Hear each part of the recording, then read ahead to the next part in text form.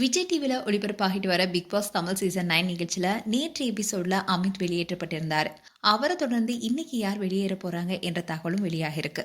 இந்த முறை big pass நிகழ்ச்சியில எதிர்பாராததை எதிர்பாருங்கன்னு சொல்லிட்டு வராங்க. அதே மாதிரிதான் ஒவ்வொரு வாரமுமே எதிர்பாராத சம்பவம் தான் நடந்துட்டு இருக்கு. பிக் பாஸ் தமிழ் சீசன் 9 நிகழ்ச்சி இன்னும் 3 வாரத்துல முடிவுக்கு வர இருக்கு. ஆனா இந்த சீசன்ல மட்டும்தான் யார் டைட்டில் வின் பண்ண போறாங்கன்னே யாராலுமே யூகிக்க முடியல. அந்த அளவுக்கு தான் அவங்களுடைய விளையாட்டும் போயிட்டு இருக்கு. ஒவ்வொரு வாரமும் வெளியே செல்ற போட்டியாளர்களை பார்த்து இது அன்ஃபேர் எவிக்ஷன்னு சொல்ல முடியாத அளவுக்கு தான் போட்டியாளர்களும் இருக்காங்க.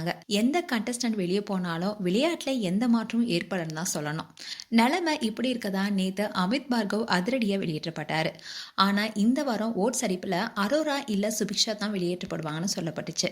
ஆனா யாருமே எதிர்பார்க்காத மாதிரி தான் அமித் வெளியேற்றப்பட்டிருந்தாரு. அவரை தொடர்ந்து இன்றைய எபிசோட்ல சாண்ட்ரா இல்லைன்னா கன்னி இவங்க 2 பேர்ல ஒருத்தவங்க தான் வெளியேற போவதா தகவல் வெளியானுச்சு. அதை உறுதி செய்யற மாதிரி தான் ப்ரோமோவும் வெளியானது. அண்ட் இந்த வாரம் போட்டியாளர்களை கனி வெளியேற போறாங்களா இல்ல சாண்ட்ரா வெளியேற போறாங்களான்னு உள்ள இருக்க போட்டியாளர்கிட்டே அவங்களுடைய விருப்பத்தை கேட்டிருந்தார் விஜய் சேதுபதி. அதுக்கு பலருமே கனி வீட்டில் இருக்கணும், சாண்ட்ரா வெளியேறணும் தான் சொன்னாங்க. ஆனா விஜய் சேதுபதி நீங்க சாண்ட்ரா வெளியேறணும்னு சொல்றீங்க, கனி உள்ள இருக்கணும்னு விருப்பப்படுறீங்க.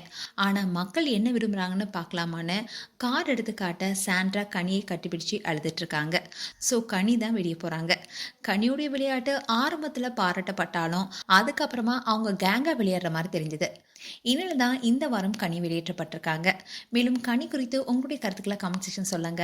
மேலும் இது போன்ற வீடியோஸை பார்க்க நியூஸ் தமிழ் கிட்ஸ் எல்லாம் சப்ஸ்கிரைப் பண்ணுங்க. மறக்காம நோட்டிஃபிகேஷன் பட்டனை கிளிக் பண்ணுங்க.